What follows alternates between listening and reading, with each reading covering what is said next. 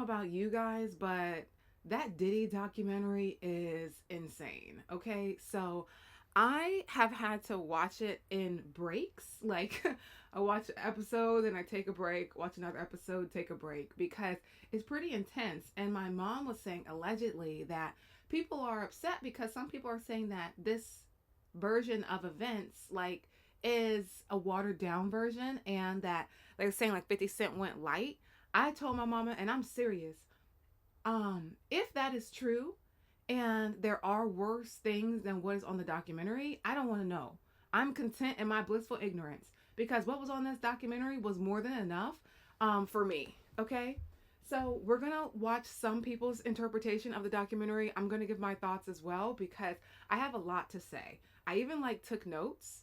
I have a lot to say, but for right now we're gonna focus on, like, it was just what comes naturally, because we could probably make like a bajillion videos. You could probably start a whole YouTube channel just on that documentary and dissecting perhaps Diddy's possible life, and you would never run out of content. It was that insane. All right, let's see what these people are saying. Hello, I just got done watching the Diddy documentary, and I have notes. It's the fact that I'm not the only person who took notes, which is sending me. Like, this is the first video that I saw when I was looking these things up. And mind you, I haven't watched like all these 3 videos that we're going to talk about. I haven't even watched them. So this is going to be my raw reaction. But like, the fact that we both took notes is sending me, because this documentary is insane. Okay? Note number 1. We as a society need to lock his mother up. Okay, so based on the allegations and things that were in this documentary, I would have to agree. And as someone whose whole business, like what I do outside of everything else that I be doing, is like literally dedicated to working with children, it reminded me like why it is so important to do this work and to serve these children, because the monster he became could have been avoided. And I'm more and more and more under the belief that monsters are created, because when his old friend from long ago mentioned that the whoopings, that this is his words, the whoopings that Diddy used to get scared him and he got choked up, I was like, oh, wait a minute. And then when they started saying like they had to perform at adult parties, like this is what the guy said, that there was a dance floor in Diddy's mom's living room and they had to dance for the guests. Now, I have been in situations where I was at a family party and my family said, okay, Yana, show us that new dance y'all learn. Y'all kids, show us the dance. I even do that to my younger cousins, like, show us that new dance. And they'd be like, at first, like, nah. But then once the music go, everybody's hyping them up and they'd be like, yeah. So, and I know it was a different time back then, but I'm just saying, any other person who I've heard stories started off with, my parents made me dance in front of their adults at adults parties, not at children's parties, typically have tragic situations. I'm going to say that again so you can really understand what I'm saying. Typically, from other people's stories that I've invested in and looked into and learned about, when the parent in their adult in their life has them perform at parties that are for adults, there's typically other tragedies that go along with that situation. And so I'm not saying that that's what happened to him, but he also did go to that Catholic school that got busted for all that SA. That boarding school he went to, they got busted for SAing those children. So again, this person that he became that because of his environment. Because what you also see throughout the documentary, and we'll probably cover this in these videos, is like how he was like a genius, but he was like a destroyer. And this, to me, this documentary also showed that you are either someone who is creating or you are literally destroying. And this showed how he literally contributed to destroying like the uplifting hip hop. He destroyed it and turned it into gang culture. That is one of the things that is made so clear in this documentary. And it's enough to, I would think, to make any real gangster feel bamboozled. Like, we already were shocked to find out that Tupac was a theater child and wasn't actually a thug. So you have these suburbanite and these like people who are traumatized, these traumatized children in these positions of power, pretending to be thugs, and then they have their actual thugs listening to them. It's like our celebrities, it's like someone's a puppet master is basically like, haha, these are your celebrities, but they're our pets.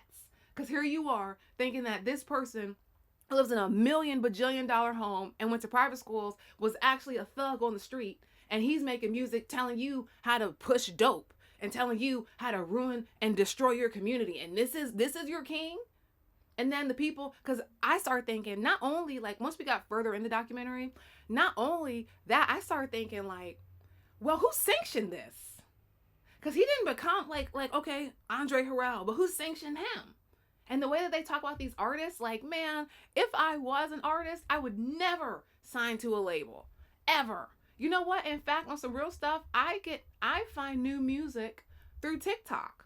So perhaps I'll start sharing my favorite songs that I found through TikTok. I literally will find, because I want to listen to high vibrational music. So I found this one song, High Vibration, by this girl on TikTok. This other song, Motion and Meditation. Like, I be finding good music. So like, if you're an artist, listen to how Andre Harrell told Diddy how to treat his artists. Like, they're nothing without you. Who created this and who sanctioned this? And then have the nerve to put these people on pedestals. So people are out here, even that stampede that happened, it's like people.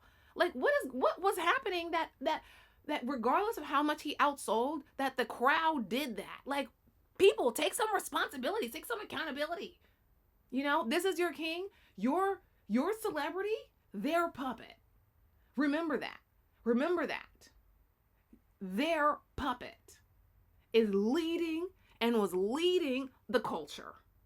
What in the entire world? Everybody that was back then, you should take a look at how you view everything. Because this is not okay. This actually actively participated in the destruction of the culture. Actively. This is who we are dealing with. So we need to really be paying attention, not just to the story, but to the message. They actively work to destroy our culture. Pay attention to that. And told you to be thugs. Well, he's living in $1 million mansion and ain't never been a thug. Ever. You guys getting locked up. Getting taken out. Selling stuff to harm the community. Come on now. You should feel bamboozled, is what you should feel. Totally bamboozled. Janice Combs, she needs to be locked up immediately. Yes. If you had the spawn of that came out of your coochie, you need to be in jail. Because it's you. It's something with you. 2, every woman that Diddy wanted was with another man. He was... Bro, I was saying that. It's because he really wanted to be with the man. I noticed that in 90 Day Fiance Last Resort as well. One of the guys, it seemed like he just wanted to go after this particular lady because he wanted to be with the man. But because he couldn't be with the man, he got with the woman. So be careful, ladies. Some of these dudes that don't really F with your man like that, you know, they might be coming at you. You might feel like, oh, he's being so nice to me, but really he's trying to get with your man through you or get to your man through you. You know, there was a song, I believe, that Biggie wrote or sung, and it was like, I love you so much, I would slob your daddy's knob. Now we know why that was in the lyrics. You know, that's just facts. You can look that up. The business of taking people, winning from them, it just was like a big form of jealousy. And then he also yeah. with the men. Suge Knight, he took his girl. Craig Mack, all of them. He took everybody girl. LB Shore. The only one he didn't take, Andre Harrell. Because Andre what? Never had a girl. Yeah. And Diddy lived with Andre Harrell. And I'm telling you, like, them pictures of him and Andre Harrell, I was like, oh yeah. Because what man you know is what fully straight man, and this is no shade, this is just true. What fully straight man you know is gonna have his hand on somebody's neck long enough, or is gonna have what? Okay, because when I saw, I was like, oh yeah, they were lovers. This is just my assumption. I'm not saying they were, but it gave lovers. Because what straight man you know is going to have his hand on another straight man's neck long enough, scrunched up like this, long enough in the back of the nape of his neck to have a picture taken? What? What straight man you know is going to be pictured with another man? He's like this. The other man's leaning into him like that's his girlfriend. I was like, oh yeah. And when they said he moved in with him, I was like, of course he did. That was his man. Of course he moved in with him. That was his mate. That was his baby. Shoot, what you saying? Did y'all know that A&R stood for artist and repertoire? Nope, I didn't know that. Definitely Wolf's son. That's not his child. That baby looked like that bodyguard. Yeah. Number 5, I love a Cancer man. I'm a Scorpio, so like I don't love to be with them romantically, but platonically, I really enjoy them because they're very petty. I don't know what a Cancer man. I don't know who the Cancer man is, but I'm gonna guess she's gonna say 50 Cent. Follow me. 50 Cent is a Cancer, so for him to purchase the videographer's footage that Bro. Diddy hired Diddy so that he could create the documentary was absolute the pettiest genius I've ever seen. Yes. He did that. Yes. Sure. Agreed. Agreed, sis. I'm gonna try to look for the micro movements. Things like when he's saying a positive or negative statement, if his head is nodding in the opposite direction. For example, if he says, "No, I had nothing to do with Pac's murder." Bro, I saw that too. And then there was another part. He said some, I don't remember, but his no went like this. It went like this, like I didn't do that. But like if I would have done it, when I'm like saying I didn't do that, my eyebrows go up, but his went down, and I was like, wait a minute. And I started practicing. I was like I didn't, and I'm like, wait, and so I'm like, oh, that lion. Okay, zoo, come get him, cause we got a lion over here. That's what it gave. I'm not saying that that's true, but that's what it gave. And then it also told me, this documentary said, like, watch how you treat people. My mama always told me, and it's something I'm really going to be applying at this point from my life forward. Now, I can't be held accountable for anything I did before this. But from this day forward, like my mama be saying, if you wouldn't put it on a billboard, don't do it. Because one thing about, two things for sure, when you get up and you make it and you're out here and about, the people that used to work for you could come together and make a documentary about you. Now, what they say in the documentary will depend on how you've treated them. So they could come together and put all your business out there on the street. And they could either say, like, this person was a stand-up person, they were giving, they were this, they were that, but they'll get you, though. Don't get on their bad side, but, they was cool, yada, yada, yada. Or they can go and say, well, you told me to do X, Y, and Z, and you were evil, and you're that, and you were this horrible person, and yada, yada, yada, and put all your business out there on the streets with a smile on their face. Or, yes, I loved her so much. Those are when I'm going to take a look. When y'all watch the first 1 through 3 episodes, just let me know when you notice the micro movements. And I just want y'all to put that in your little back pocket. It's something that y'all can remember. Yeah. People are lying to y'all. I think the most important one for number 7 is that he killed everybody. Jimmy is guilty. He killed everybody. It seemed like that. He killed Heavy D. He tried to kill Al Shore. He killed him. He has killed everybody, y'all. He's yeah. all accounts. Scary. Honestly, he needs to put it down. So I was really younger when Pac was killed and when Biggie was killed. I wasn't even alive. I know what the box is, man. It would come on the screen. Y'all would pay to watch the video. Anyway, when we was watching the box, it came on the bottom screen. It was like, I might have been alive. I think that happened the year I was born. So I wasn't there for that. I missed that part of history. Thank goodness, because it seems like that was a horrible time to be alive. As much as people say like, oh, it was fun, it was the party. Yeah, it seemed like that too, but like you guys were also listening to music about R word. I saw a song about someone, I think it was Fat Joe, talked about how he would like kidnap somebody's kid and F them and return them back with bandages. And then I heard another song, I believe it was also Fat Joe, saying how he would like put like a person in a mattress or something. Like you guys were partying to this on the regular basis. Didn't Mary, or maybe it wasn't Mary or MC Light, some woman also made a song about how she liked 16-year-old high school boys. Like y'all were listening to this. Y'all had college men picking you up from high school to date. Like it was normal. Like that sounds horrible. As fun as it sounds, like the parties, y'all was lit. Y'all had cool hairstyles.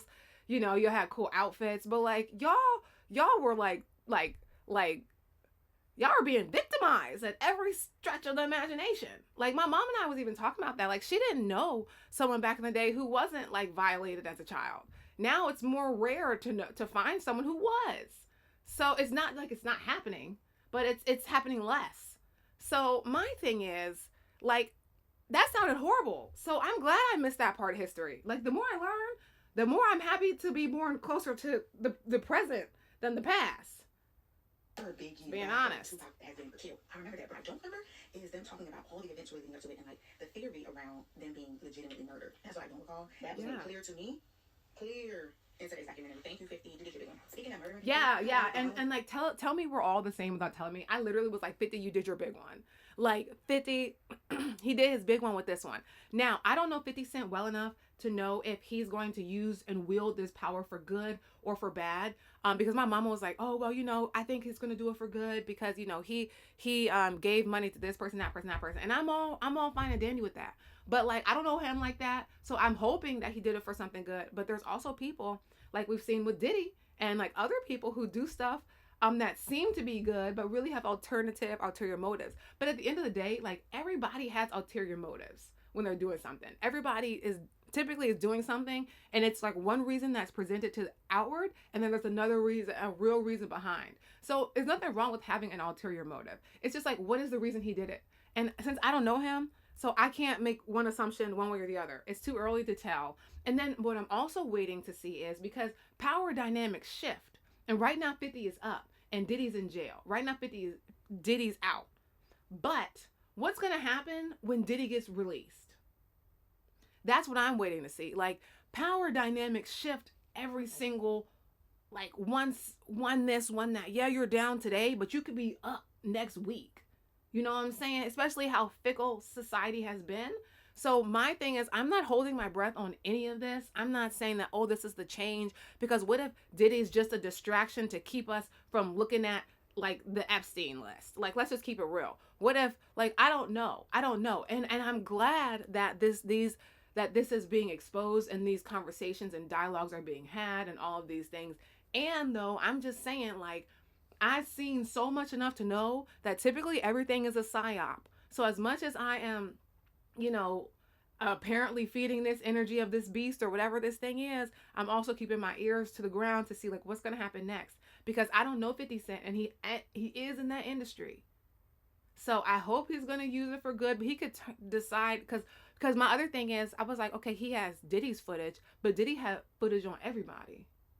So who else he got footage on? So depending on, and like knowing what type of person 50 Cent is, if I were someone who was in that lifestyle and was living like a Diddy life and knew I was on some tapes with Diddy, I would be freaking out at 50 Cent right now. 50 Cent, if he got this footage, it just makes me wonder what other footage did he get?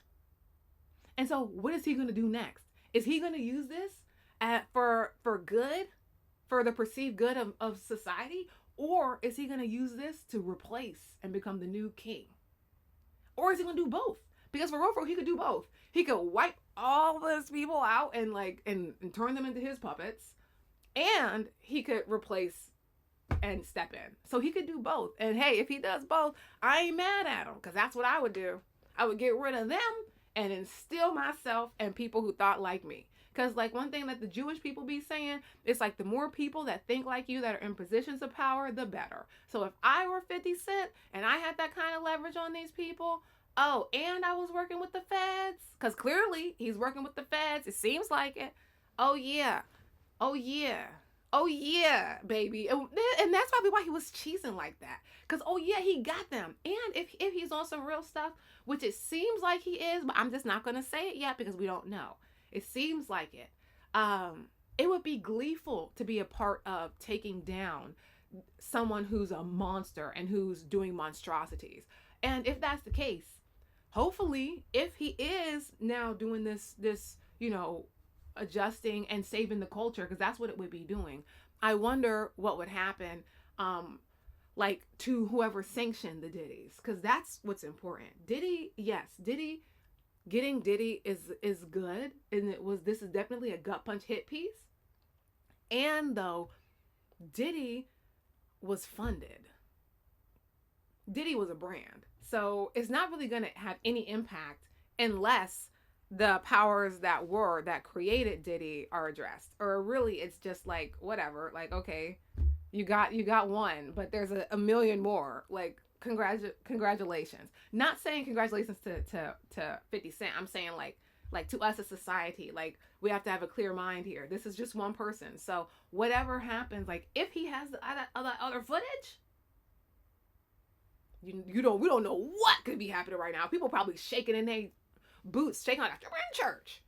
For real, people probably scared. Okay, let's go to the next one. I think my favorite thing about 50 Cent's Netflix documentary is how he built a timeline off of this information. And one of my favorite parts of this documentary is them really getting into the timeline of events when it comes to Tupac and Biggie. And it really gives a lot of perspective close to the situation. And a lot of people alleged in this documentary that they believe that Diddy was very jealous of Tupac. And they pretty much go through everything from the seems like it. Tupac believing that Puffy was behind it, like he said in the Vibe interview. And they lay out this whole timeline of the downfall happening perfectly, in my opinion. We are even hearing from Greg Kading, the detective that worked on Tupac and Biggie's case in this documentary. He is the investigator that did that proper agreement with KPD way back in 2008, where KPD alleged that Diddy tried to offer him $1 million to take out Tupac and wasn't there like a clip, and that's another thing, like 50 Cent did his big one for real because he got rights to all the music too. Like it's rare that you hear like the actual music from that specific time, and they really, his whole team, because it wasn't just 50, it was his whole team, they did their big one. And the way he was cheesing on that Good Morning America, and the way that I personally thought he was joking, and the way I was on TikTok scrolling yesterday, 2 days ago,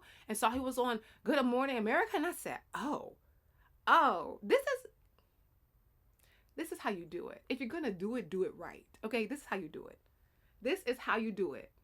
Sure. And like apparently Diddy's camp or whatever. See, Diddy's camp. Diddy is not just a single person. Diddy is an entity.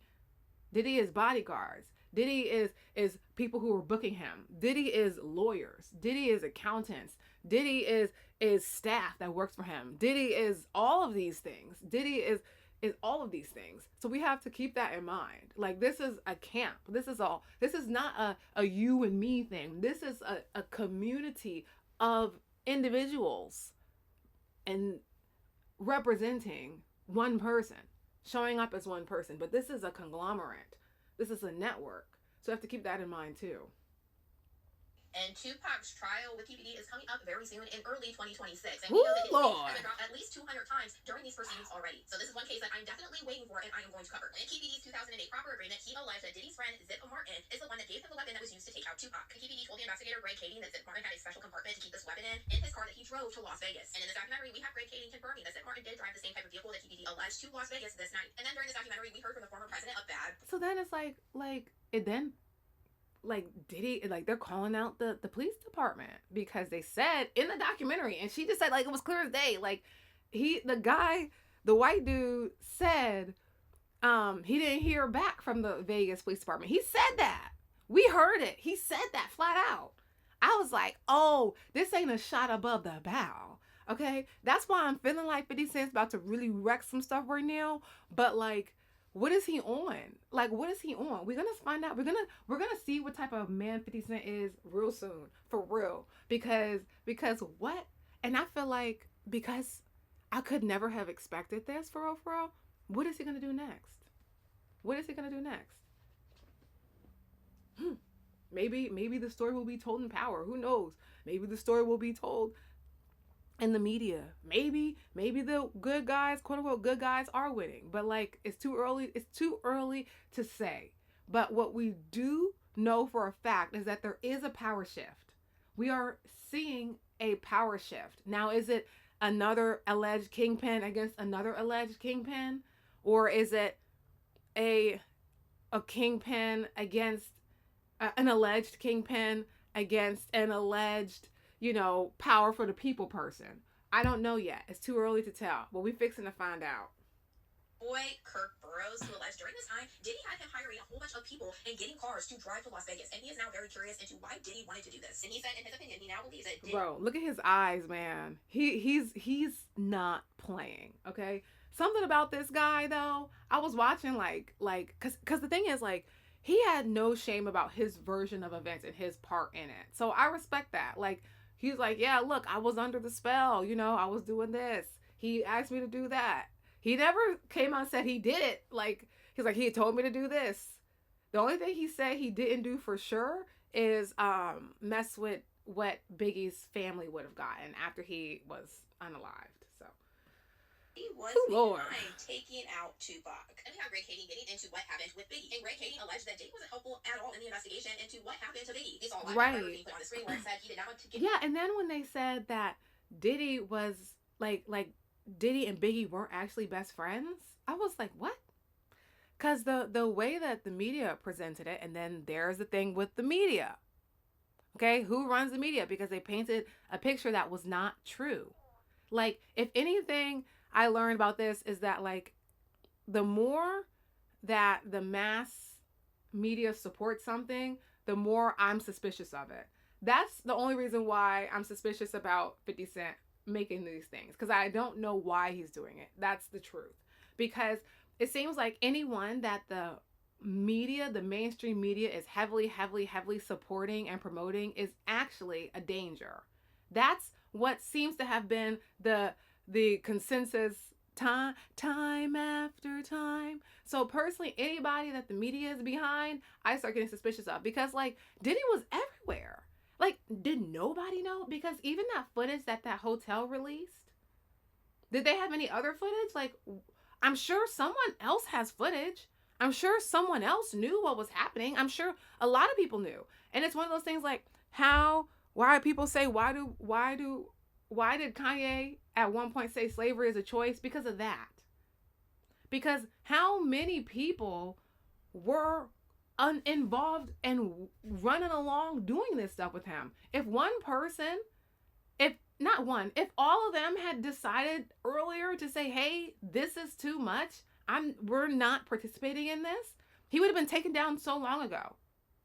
If those people at that stampede didn't decide that seeing other human beings at a basketball game wasn't worth bum rushing, granted, perhaps, because that is the thing that made him famous, perhaps, I'm not saying this is true, this is just a hypothesis, perhaps he paid people to create the stampede because he knew that this level of tragedy would garner attention, because that is something that the people do who run artists. You will see, like, when someone's career is starting to not get too much shine, it's starting to dwindle, they'll cause a tragedy to happen in that person's life to garner sympathy and to garner stories. Sympathy is one of the easiest things to extract from society, because so many people are struggling and so many people's lives are miserable that it's so easy to relate to someone else's misery. So you feel like, oh, and then because this person, you put them on a pedestal because they're your celebrity,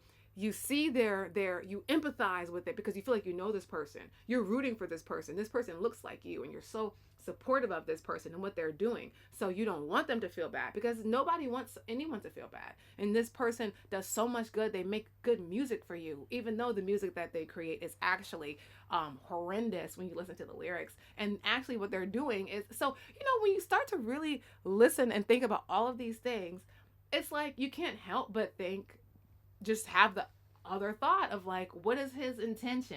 What is 50 Cent's intent in releasing this documentary? That's what I want to know.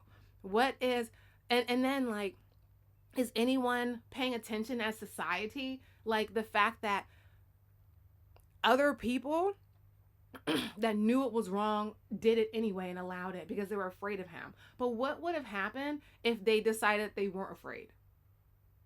How many other people would have been spared? So just as much as Diddy is the culprit, everybody who was assisting him, including that man with the eyes, you are slightly poor, you have to own up to that. And they are. That's why they're in this documentary. But that's what I'm saying. Like, how many issues are persisting in our society because us as society are contributing to it? How many things could be avoided if society members decided that they just weren't going to do it anymore? It's just something to think about, because regardless, like, yeah, he might have charm, but like, what would have happened if all those people that were closest to him decided that they weren't effing with it? And what if other people decided that money wasn't enough to compromise all of this stuff about them? What if there were no gangs that you could pay $1 million to take somebody out? What if nobody would have said yes?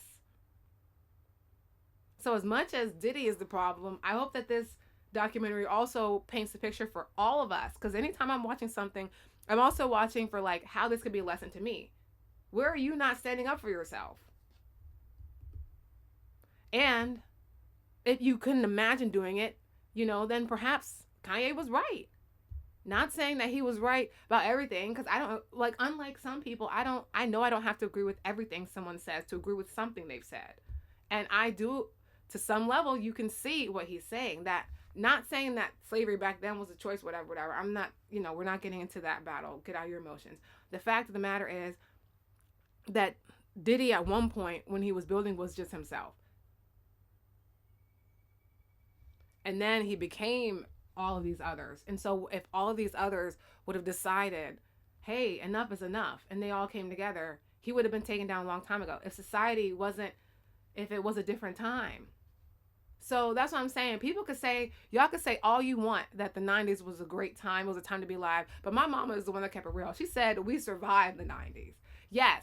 If you made it out of the 90s unscathed and still here with your brain cells intact, salute you. Okay? Because this seemed like a really hard time to be alive, for real. Painted and glamorized, just like Hollywood. And the more I'm learning, the more it seems like these artists and these celebrities, they're living horrible lives, but just glamorized. They don't have any power. They don't have any money, and then, how much of a hypocrite do they feel by talking about how much money they have, knowing that they're broke?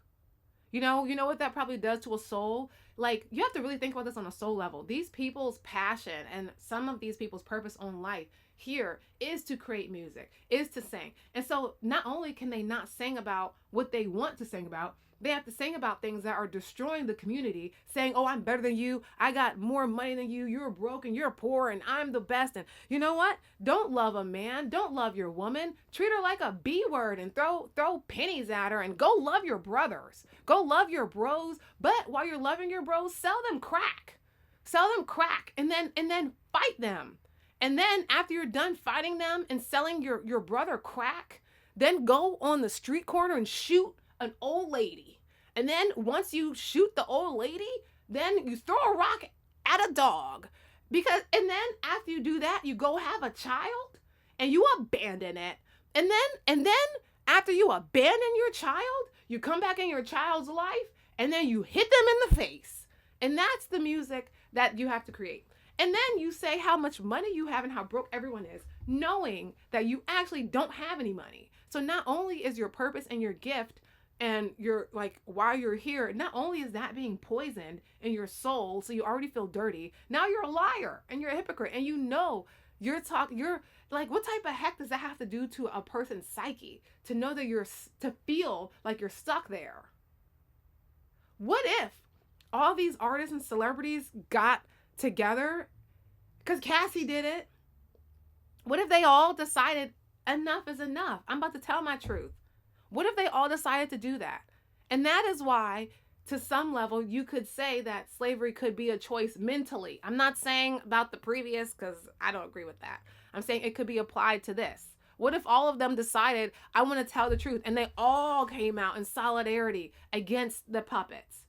So the fact that some people are not doing that, and the fact that some celebrities apparently are even coming out against the documentary, it's like, how sick does sick go? What is going on? Just like that Tori Kelly, Megyn Kelly lady said that she didn't, that a 5-year-old is different genetically than a 15-year-old. Yeah, we're no S Sherlock. We all have eyes, but the problem is that's still a child. I don't care what you say. And like my mama said, it doesn't matter if it was a child or a 45-year-old woman. R is R. SA is SA, period. And a child cannot consent. We have to remember that at one point when you first learn how to count, because children cannot consent, period. When they don't know how to count, you could give a baby, they could have a check for $1 million in their hand, and you have 5 pennies. And you could say, little baby, or like 5-year-old, can I have 5 pennies? Do you want my 5 pennies for your $1 million check? And they would say, yeah, because 5 is more than 1. And then you switch, and that baby wouldn't know. So it's the same principle when these weirdos and these older people get with these children. So I don't care what she says. And apparently my mom said allegedly she was also SA'd. So what, that's what I start wondering. What do they have on you to make you know what it feels like to be that, and then get up on TV and tell the masses to try to excuse us away or make it seem not as bad. That was a child, regardless. And SA is SA. Like, that's why I be like, what is going on? That's what I would like to know. Why do these people, even though they know what they're doing is wrong, why do they do it anyway? Is it because they're trapped? Is it because they're complicit? Do they like the money? Are they trapped? Like, are they doing this against their will? Is someone going to hurt their family? Like, what is it? Why aren't they coming out? But they are now. So then it's like, well, why are they coming out? Like, what is going on? The conspiracy theorist in me is curious. Not curious enough to go snooping around, though, because curiosity also killed the cat. So I'm just curious enough to put the question out there. And it's just something to consider. Give any more info at this time, and this was at the hospital where Biggie passed away. And I also noticed this document that flashed on the screen that was from investigator Russell Poole. Russell Poole said that he called Ms. Wallace to update her on the investigation, and that she was frustrated and angry that no one had been arrested for her son's unaliving. Of course. On the case and explaining our frustration with the lack of cooperation from Puppy Combs, Badway Entertainment, plus Biggie's own entourage's lack of further assistance in the investigation. Ms. Wallace calmed down and understood the situation. Katie said in this documentary he believed that Diddy did not cooperate with Biggie's investigation because it would have led investigators back to him with Tupac's unaliving. I always remember the saying that when you solve one of their cases, you will solve the other. And that's why I honestly can't wait until Tupac's trial. And we had Kurt Burrows. You know something? And I'm not saying that this happened, but I start thinking, because it kind of reminded me, this whole situation kind of reminds me of this book called American Gods by Neil Gaiman. I'm pretty sure, I'm like 90% sure that the book that I'm referring to is American Gods. That was a really great book. But in the end, it turned out like all of the chaos was because two factions like just were playing with everybody. Like all of these tragic events, all of these craziness, all of this war, all of this hoopla was actually because two of the gods, I believe it was Zeus and someone else, and Poseidon.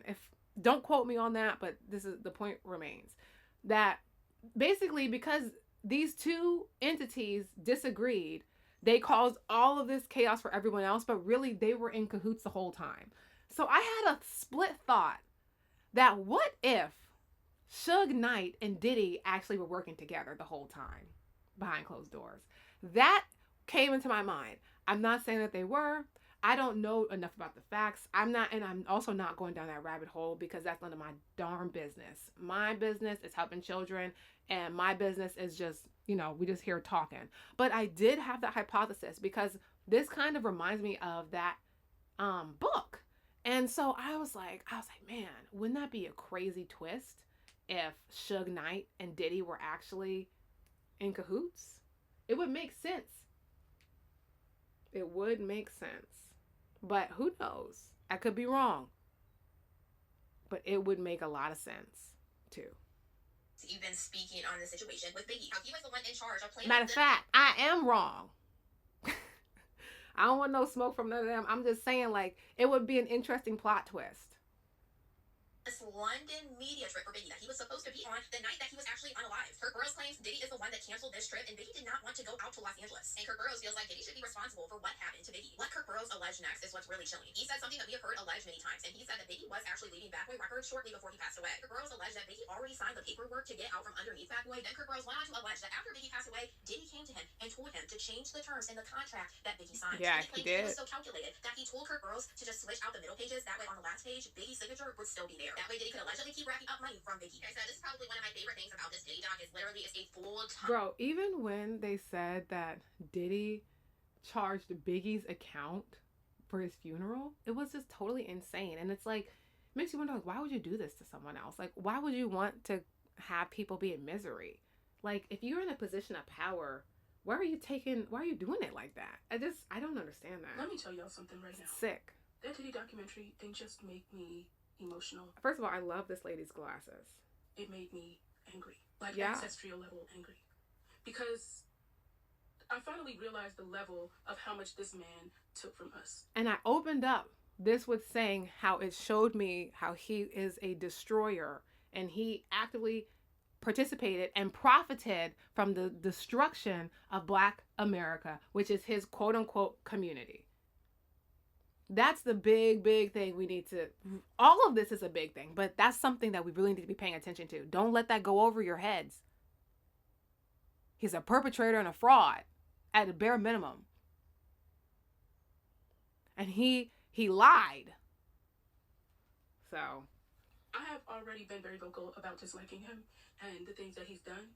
Tupac, Biggie, women, employees, artists, our culture, our history, decades of silence and fear and cover-up, all wrapped into a man that thought he was untouchable. You think I'm angry just because of the crimes? No, I'm angry because of the ripple. You know, like Tupac, Biggie, they weren't just rappers. They were the heartbeat of a generation. They were... See, and this. So we're not angry for the same reason, okay? I'm not angry because of that. Now I'm extra angry, okay? Because the fact that she's saying that they were the heartbeat of the generation, and the fact that she's probably right.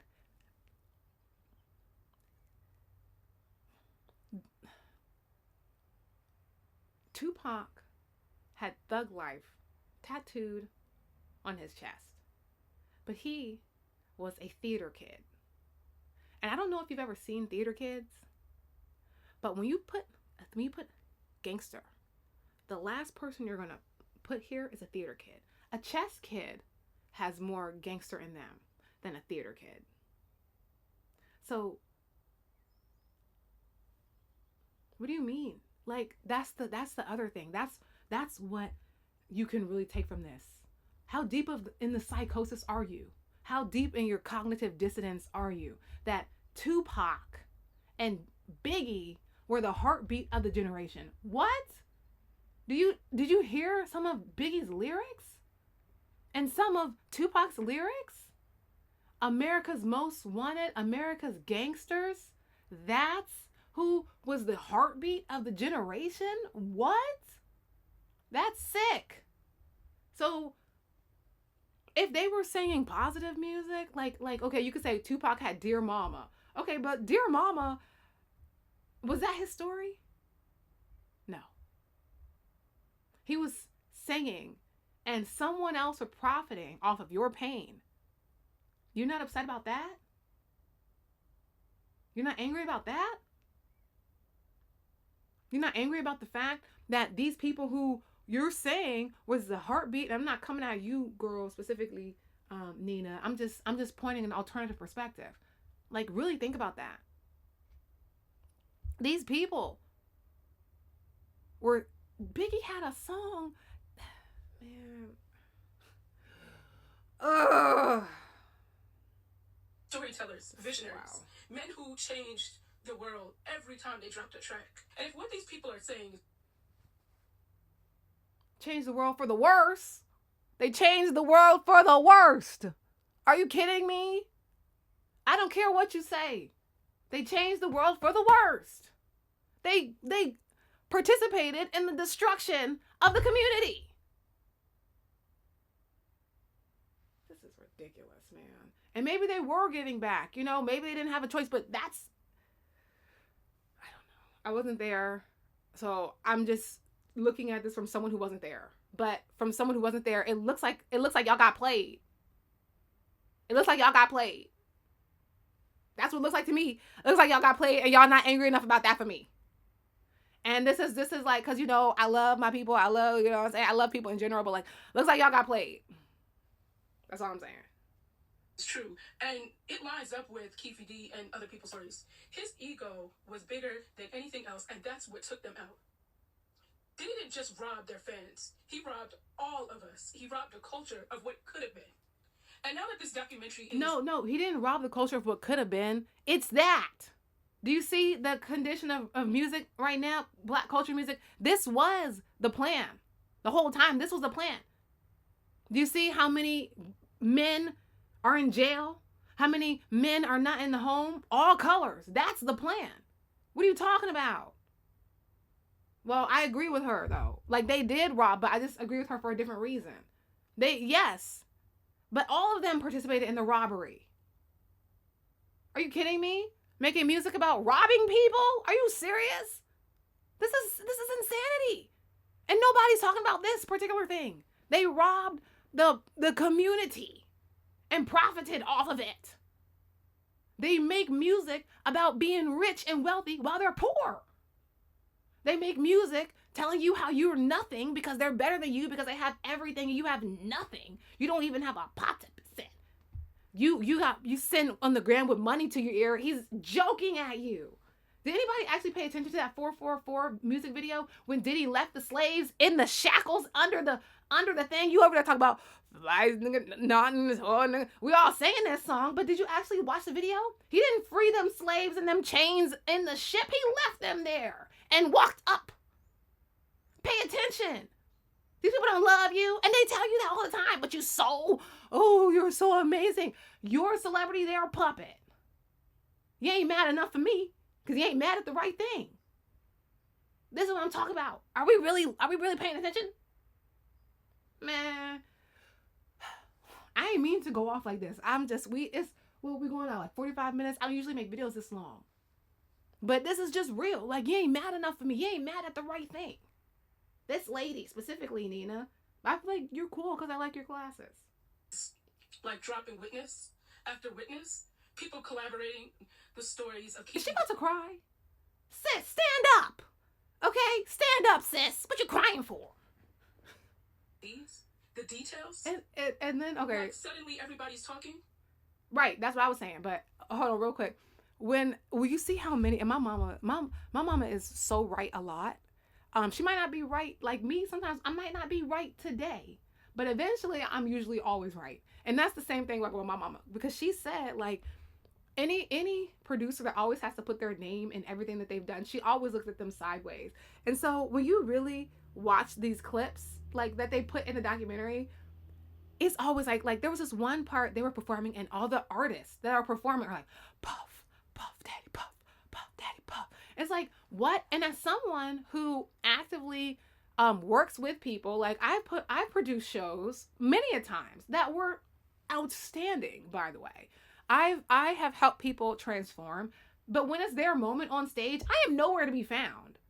Like, I'm there, but only people that celebrate me after the great performance is the creators, is the artists that were on the stage doing it. Then they come and say, yeah, okay, you was right. You know, I didn't understand at first. I thought you was being mean, because I am a mean coach when it comes to performing. Absolutely, I'll take that.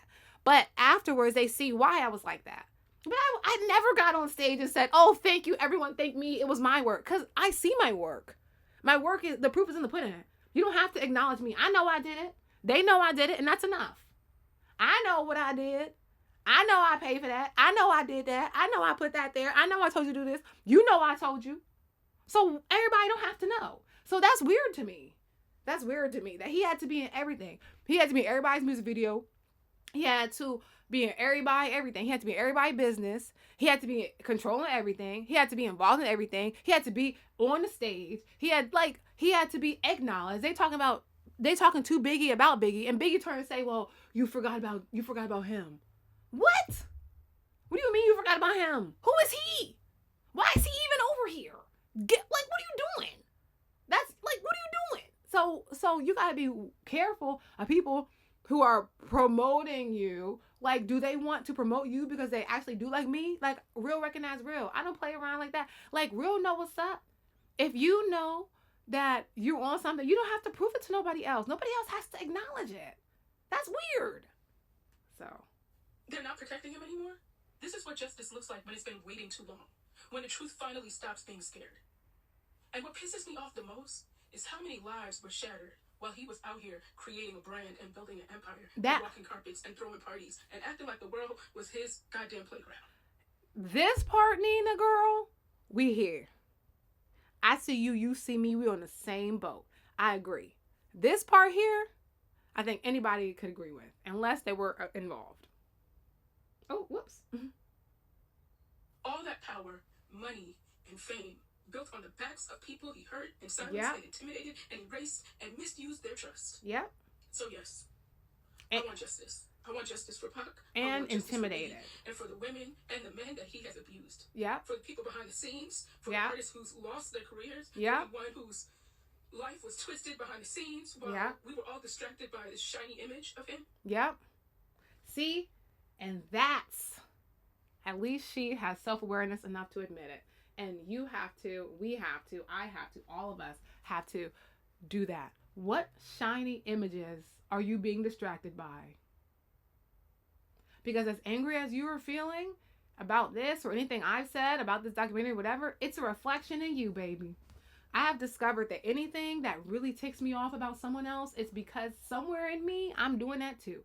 When I get mad at someone for being, maybe not making the right decisions, then a few later, I'd be like, oh, this is where I'm not making a good decision. So you have to be like, use this to reflect and become better, because you might be distracted. You might be seeing something not for what it actually is, whether that's a good thing or a bad thing. Sometimes you can see things as worse than they actually are because you just want to see it that way. Sometimes you can see things as better.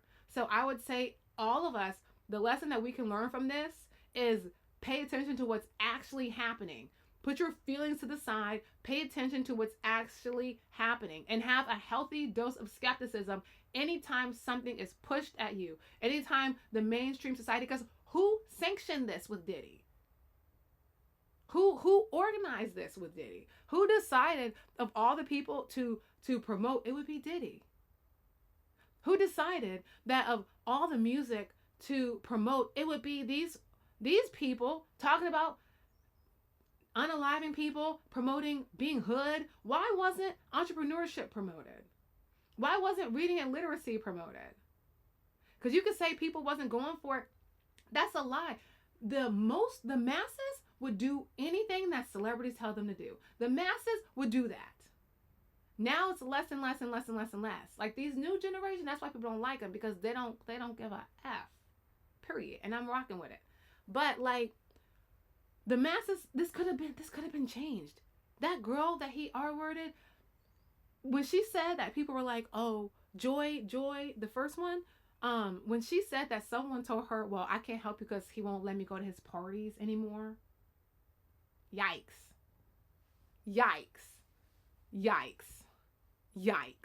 So, we just have to not have shiny object syndrome in anything.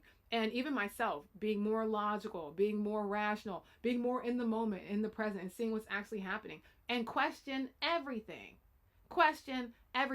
Anybody that comes around you, anybody that's around you, remember what the motive is. And remember how you're treating them. Because one day, they could come together and make a documentary about you. And what are they going to say in that thing? Because I know for sure this was a hit piece. But then also we're going to see the long term really reveals what's really happening. Because once he gets out, or if he ever gets out, if that ever happens, we're going to see what happens. And then what is 50 Cent going to do next? That's a big thing. Because I would start thinking, that's immediately where my mind went. What other footage does he have? What other footage does 50 Cent have? And what is he going to do with it?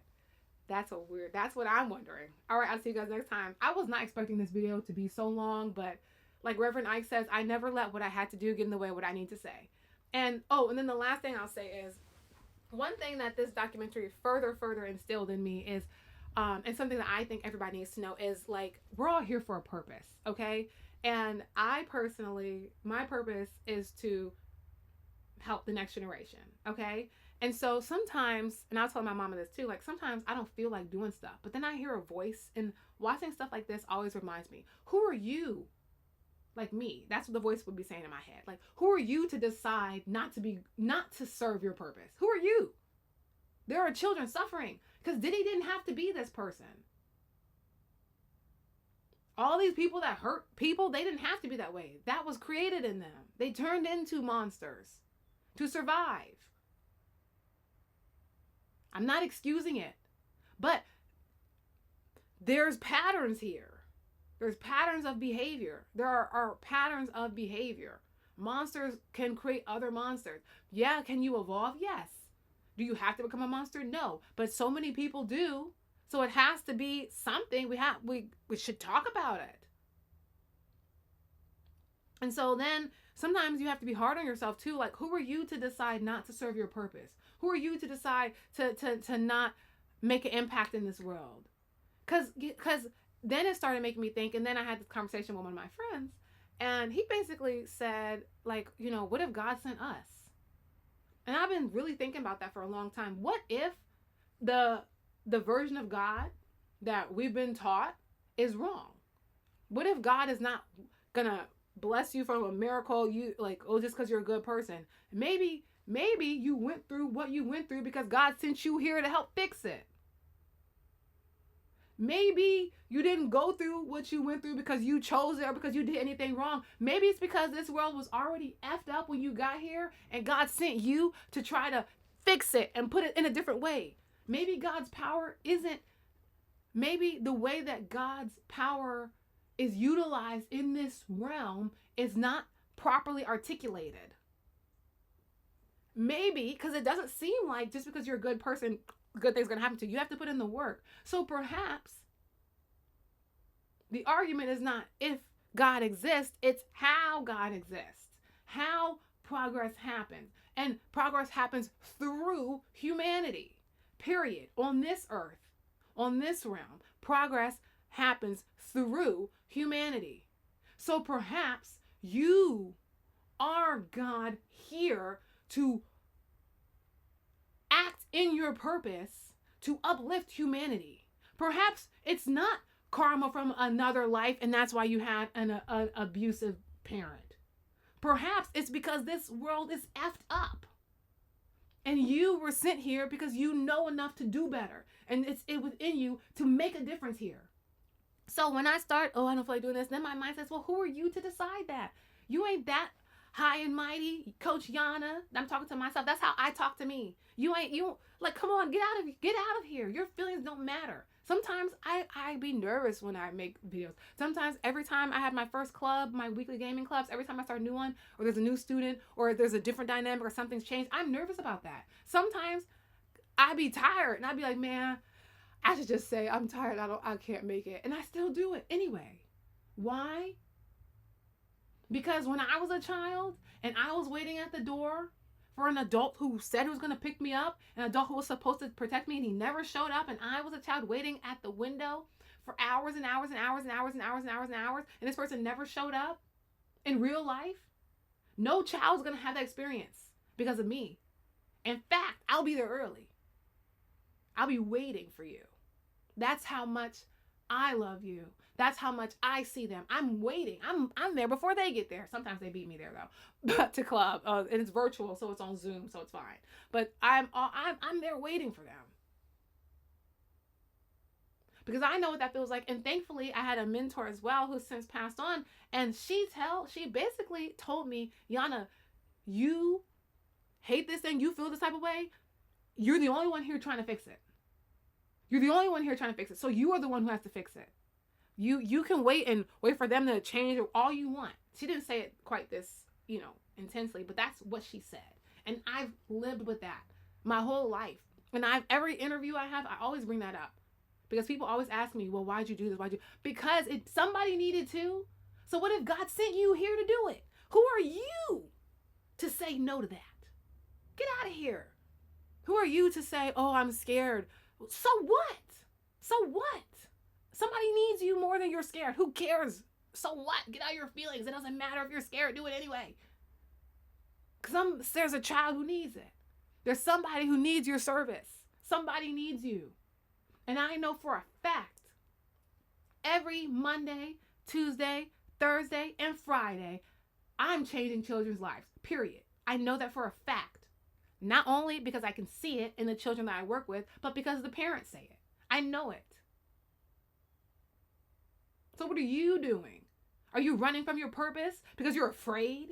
So what? You're going to let Diddy and them win? Like Kanye said when in that song, because who the kids going to listen to? I guess me if it isn't you. Y'all can say what you want about Kanye, but he got some bippity bops, okay?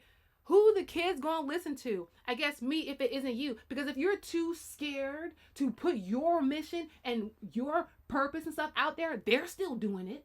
Diddy and his crew is still doing it. Oh, but I thought you cared about the kids. Oh, I thought you cared about the community, but you don't want to do nothing. You just want to, but you don't really want to do nothing, no. You're too afraid. Oh, but you really care? You got so much to say, but you ain't doing nothing. So that's what I say to myself, and then I do it. But at the end of the day, the mission is more important. Period. The mission is more important. And perhaps if we stop looking at God as some whatever who's going to save us, and we look at God as, oh, God is in me. God lives through me. I'm here to make a change.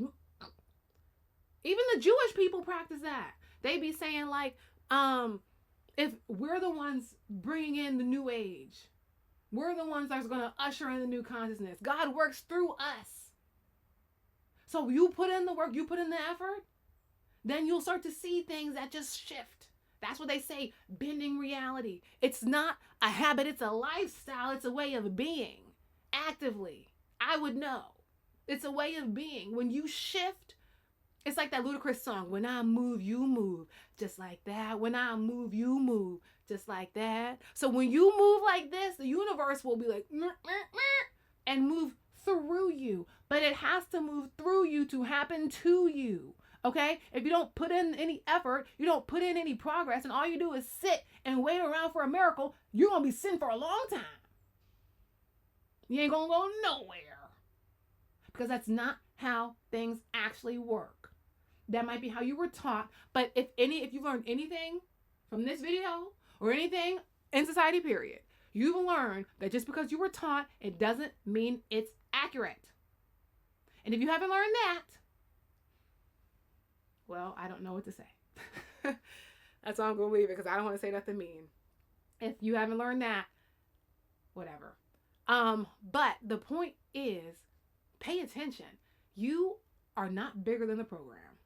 And learn from me. Your destiny will hunt you down. Just like there's this movie called The Yin Yang Masters. And basically, I think it was the one where there was a really big hand and there was like these two guys, and this darkness, this snake power was trying to get to this one man. And he literally created a whole enemy just so that the other guy would finally accept his divine inheritance. He literally ruined this man's life just to get to him. So you have to keep in mind that you are not bigger than the program. If you were sent here and you know something's not right and you know something's wrong, get out of your own way and do something about it. Period. Who are you to decide not to serve your purpose? You're nobody to decide that. I'm nobody to decide not to serve my purpose. What? Why wouldn't you want your blessings? You want this life, you want this, you want this, that, but you don't want it for real. Because if you wanted it, you would do the work. You would stop idolizing these figures. How in the world was Diddy, Tupac, and Biggie, how were they going to save the culture? These rappers, how you want them? That's what I said. Like, why are our culture, why are the pillars of society celebrities? I don't understand that. I don't understand also why politicians are celebrities. Like, there's so much that doesn't make any sense to me about how things are operating. And it seems like everybody's finally agreeing. Like, what is going on here? This world is a stage. This doesn't make any sense. And that is how you know you've been lied to. Because everything else, just because you've been taught it, doesn't mean it's true. So what else have you been taught that's not true? What have you been taught about yourself that's not true? What have you been taught about yourself that's not true? What are you doing currently that's keeping you away from your purpose?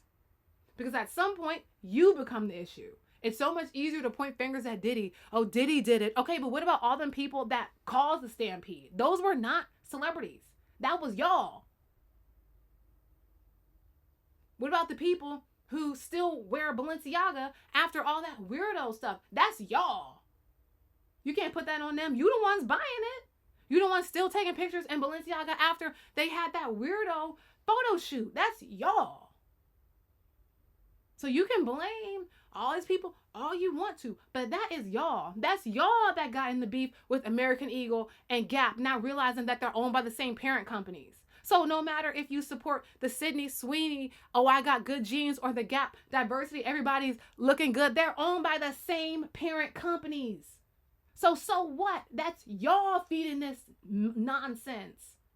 Oh, I am a supremacist. I'm a white supremacist. I'm going to support Sydney Sweeney's good genes. So what, you stupid? Because you're giving money to all of them. Oh, I'm going to support diversity. I'm going to go to Gap. Well, you're still giving money to the same parent company. So what? You did exactly what they wanted you to do. You are a puppet if you participate in that, period. So that's what you need to be focused on, because you have more power than you think. What if you decided not to be a puppet and not to engage in the mass media's nonsense? What if you decided before I go support Gap, before I go support American Eagle, how about I go look and see who owns which one? How about I do that first? Oh, wait a minute. The parent companies own the same companies? Is there a possibility that the stockholders are saying, hey, we need more money, let's cause controversy and let's cause a separation? Because we know already that there are people who are white supremacists, and we know already that there are people that are super woke. So how about and then who's blonde, blue eyes? Oh, Sydney. Okay, so let's put her. Okay, and does she have a movie coming out? Okay, so people are going to support. Okay, yeah. Okay, so we're going to put her here. And then you know what? But for Gap, we got to have, because we got to have more diversity. Because, didn't Gap, what type of brand is Gap? Oh, yeah. Okay, so either way, we're going to pit the puppets against each other. We're going to pit them against each other. And we're going to profit. Okay, because it's worked every other time. And it keeps working. Because who's the problem here? You. You are the problem. You people that stand out for Starbucks cups in the middle of the night and then get mad because they didn't supply enough and then still buy from them. You are the problem. I'm not saying that you can't buy what you want to buy, but I'm saying you are part of the problem. Because you are feeding this monster. You are feeding this beast. So before you point your finger at anybody else, you are part of the problem. If you're listening to ghetto thug music that is destroying your community in front of your children, and you're programming them with that, and you're helping them think that that's cool, you're part of the problem. If you are, it went off because I have to go. Okay, I didn't realize this video was gonna be this long, but I'm just saying, take some personal responsibility, and that's how you change this from a victim mind into a victorious mind, and you realize where perhaps you're feeding this beast.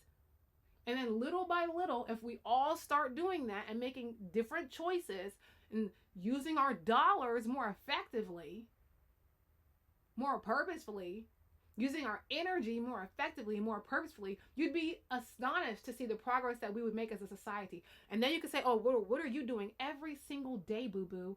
I'm out here creating these videos, working with children. My whole business is about keeping children safe. That's why I have Roblox digital gaming clubs. That's why I have a Patreon for children. That's why I have a web series for children that's on YouTube.